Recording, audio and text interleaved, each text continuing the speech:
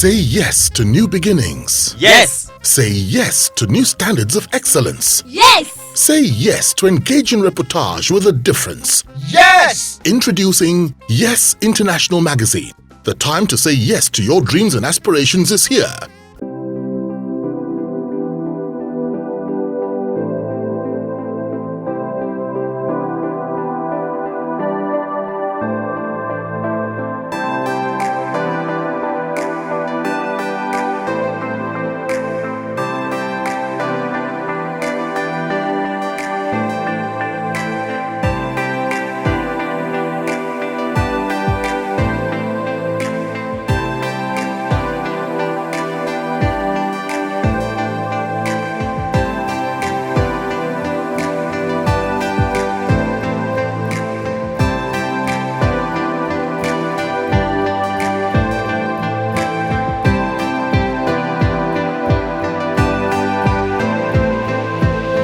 Interesting. Now, the movie that turned around your career was $1, if I'm not mistaken. Right. What fond memories of your days on that set would you like to share with us? Yeah, I'll tell you something. $1 defines the reason why you need to be you have to have 100% conviction in self. The man that raised me a certain way. My dad, from when I was 5, 6, 7, my dad used to hand me a newspaper, make me read it. I may not understand everything in it. Before I was 10, I understood front to back everything a newspaper entailed. I was his reader. The man would not read a paper, he just hand it to me, I'll read it and come back and I'll explain verbatim exactly what I read in there. There's a certain confidence in the same way he speaks to me, he still speaks to me like that. Every time I have situations, it reminds me of who I am. It reminds me of the lion he raised, the lone wolf that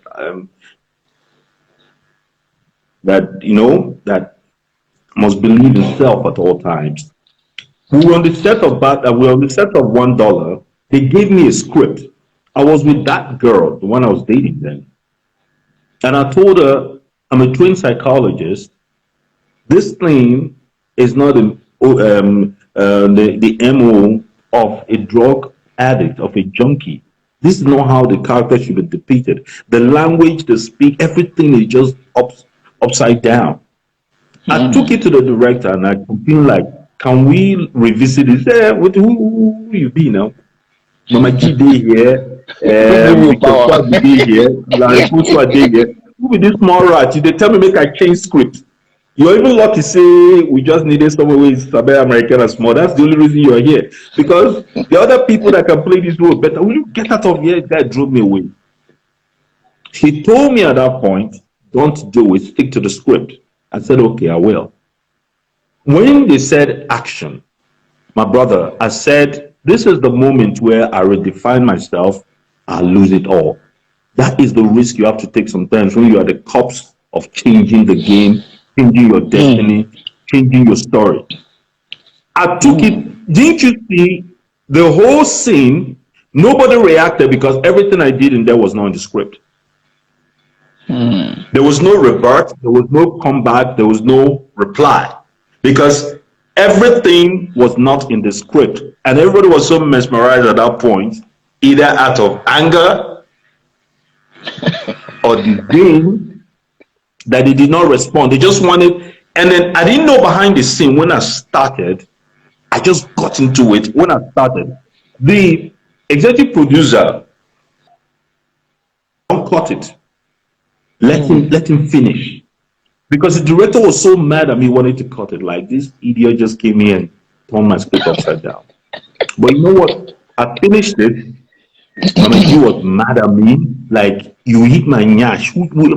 This little boy, you hit my nyash. Are you mad? He's not doing the next thing if I'm going to be there. Like, of course, we're like, if this idiot pulled my beard. The other one was like, the garden egg. Bro, everybody had it in for me. They cussed me out all through. They didn't want me to be a part of it. They drove me away. But I stuck to my Amako, the executive producer of the film, was there. It was the one that insisted, let me finish. It was giving me a strange look, like as he was witnessing something totally different.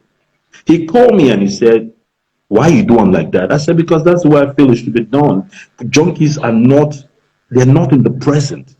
This guy knows what he's doing. The guy in the script is using proper grammar, is using his words. No, this guy lived all his life first in America, and he's a degenerate, a complete junkie. He has no conscious understanding of what's going on around him.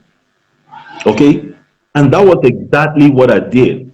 The guy said, listen, from now on, you're going to be working with me. End of story. After that, he brought me 4 scripts to shoot for him back to back, The Prisoner and 3 or 4 other scripts. And that was it. Interesting. Now, to have a taste of success as an actor, Hello? what must one do? You're breaking, bro. I can't hear you. Yes, I said, can you hear me now? Can you hear me now? Can you hear me now, Jim? Huh? Yes, I can hear you. I can hear you. All right. I said, to have a taste of success as an actor, what must one do? I think there must be, you can't second guess yourself. Okay. There's no space for thinking twice, because in the beginning it's going to test your faith, it's going to test your resolve, it's going to test your resolution, it's going to test everything that you stand for, your conviction. There are people that will be doing better than you from the beginning. Your family will question your sanity. You will question your sanity. You know, it just doesn't play, trust me, to the traditional. But I'll tell you something. If there's total conviction that you're born to do this, that you want to do this with this, you stay on it, you believe in it, you pray, speak, wish yourself into that conviction, into that reality. I never speak before I understood what power of the subconscious mind is, before I understood what power is, before I understood what the secret is, before I understood the power of spoken words, all this stuff, all this done. You know, I understood that everything. I'm not obviously the most liked person in the industry because I don't play traditionally. I don't do the click thing. I don't know how to immerse myself in the crowd situation. I can't be like any other person. I'm stuck to being me. The one thing that's been consistent in my life is I've never changed from being me. I know who I am anytime I walk into a room, and I will insist that you know too. You understand? So yes. I think the consistency of being myself, the consistency of being yourself is what you owe yourself. And I think at the end of the day, people will begin to see you and accept you for who you are. They will create an archive mentally, spiritually, psychologically, just for you. And then once that becomes the originality and flair by which you're known for, that in its measure is success. Interesting. Now, what mistakes must any serious actor not make? The mistake is this. That's why I created this film. The relevance of this film cannot be mitigated by any means necessary. Opinions don't matter. What matters is your heart and your mind, and above all, God. The opinion of your family doesn't even matter. It doesn't. Because if the opinion of my father mattered, I would not be here now.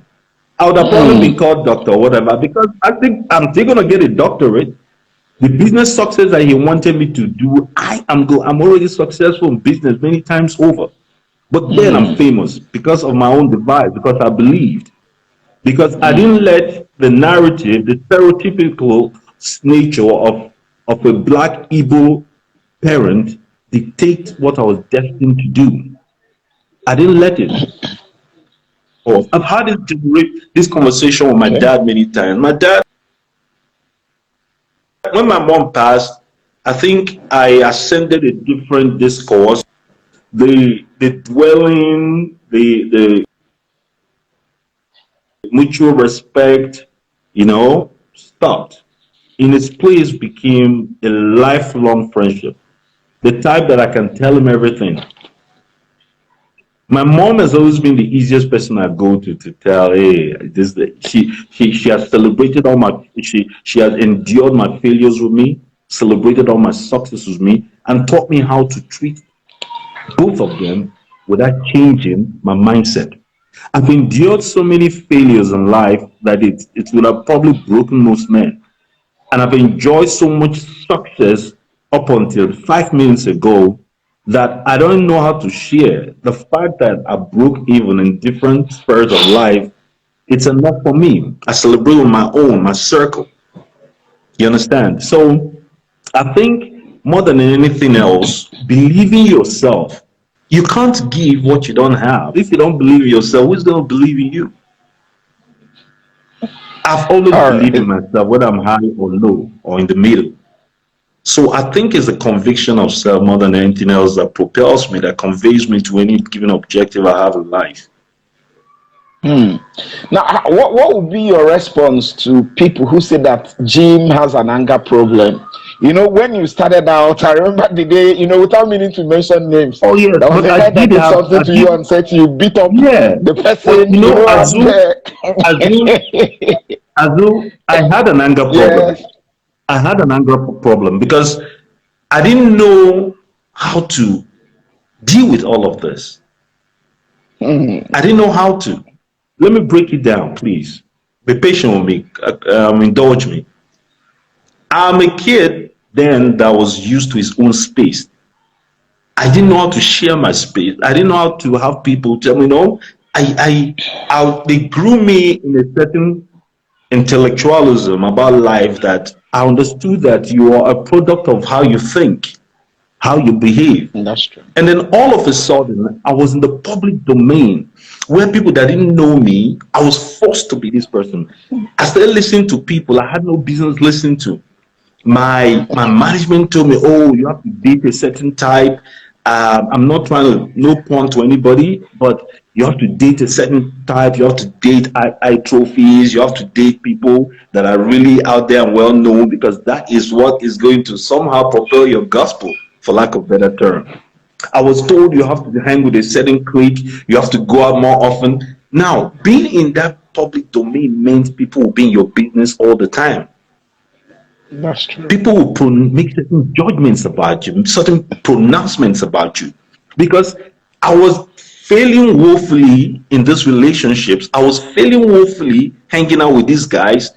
I'm not used to it. I'm my kinetics are it's optimized whenever I'm by myself.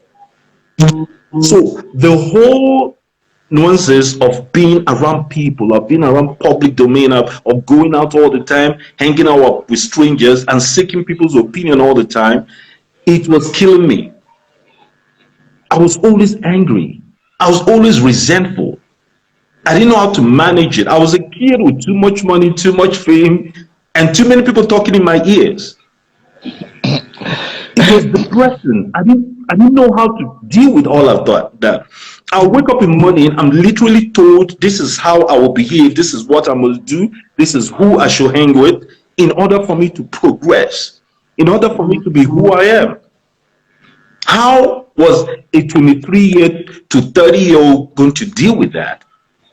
I didn't know who loved me for me, whether they were after me for what I have, for the fame I had, for whatever. How many of them really understood me? How many of them really understood who I am, where I came from, my blueprint, the family I came from, the values that were instilled in me?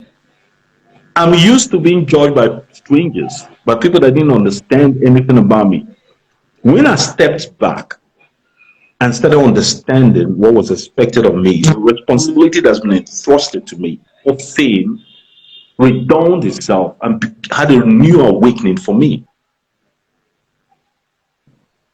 I don't have to be in this space all the time. That's how I understood it. I have to. Listen, I gave 10 and almost a decade and a half of my life to this establishment. I've earned the right to come and go as I please. I didn't earn it easily. I earned it in blood, sweat, and tears. So I understood that what is expected of me is beyond this establishment. I have to be there for my family. I understood that I liked quiet, intellectual women, not the crazy, all over the place, public space. No, they don't appeal to me. The person that appeals to me is the person that speaks to my mind, that speaks to my intellect. I can have a conversation with, I can run to problems with, we can resolve it with, because she has the skill set for it. That does something totally different and opposite from what I do, that can have a proper enlightening conversation about. What am I going to discuss with you if you and I are on the same plane, the same lane? So All there right. was so much that I had to learn. It was a journey of self-discovery. And and now the so-called people in the white space, they have tutors, they have people that give them pointers, they have people, and yet the internet space virtually is messing everybody's mind up. But they need organic tutorship as to how to handle this thing. You can't be available for it all the time, 247. It will take you. You is like a bottomless pit that will take you. Why do you think people, famous people at the height of their career, with all the money in the world, are still depressed, are still suicidal, and are not taking care of their mental health? At the pinnacle, I didn't understand it. When I took a few steps back and I got somebody that was extremely smart, a lot more older than me, a gentleman that I made a surrogate father, because my father didn't understand it to advise me. You have to form these relationships with other people. So I formed a relationship with this really old guy, and he told me, no, your best is not here yet. This was created to open the door for you to be seen, to be known. And then after that, go and pursue something else. Yeah, I know my propensity in the industry. What I have in the industry was a complete understanding that I'm born to do this. This was what came easiest to me. But this was not what was going to define a different kind of future for me. So when I discovered that, I juxtaposed this and understood that it's not what you collapse into your person. You must separate it, you must demarcate it. Family time is different. Your time is different. I'm still the guy that, you know what I do sometimes, Azuh? I take myself on holiday. I wake up and I take myself on holidays because I love myself, man.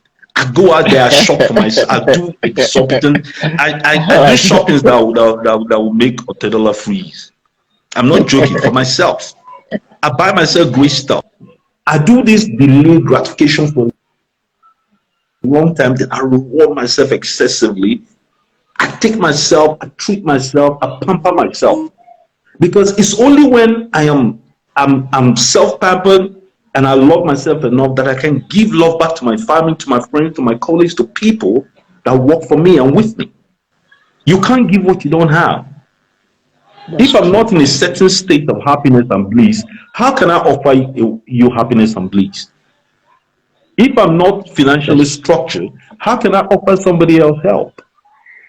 If I'm not happy with myself, how can I teach my children about happiness and about contentment?